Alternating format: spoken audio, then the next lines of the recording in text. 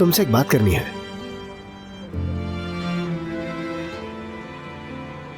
मेहमत, मैं आ ही रही हाथ थी। हटाओ। बस करो फिरोजे, तुमने मुझे समझ क्या रखा है? हाँ, ये क्या तरीका है फिरोजे, इस तरह से किसी को दावत पर इंतजार करवाने का? और अब तुम मेरी आंखों के सामने झूठ बोल रही हो। हाँ, मेहमत, मैं तुम्हारे पास आने के लिए घर से निकली ही थी कि वो सच बताओ कि तुम क्यों नहीं आई फिरोजे? नहीं आ सकी। आ रही थी बस, मैं निकली ही थी बस। अरे क्या हो गया था भाई, बताओ तो जरा मुझे।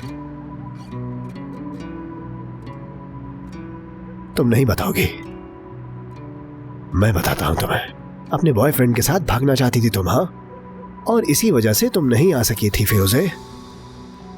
तुम मेरा पीछा कर रहे थे? नहीं। तो फिर तुम्हें कैसे पता? तुम मुझे ये बताओ फिरोजे, क्या ये है तुम्हारा मयार कि तुम एक शादीशुदा आदमी से चक्कर चला रही हो?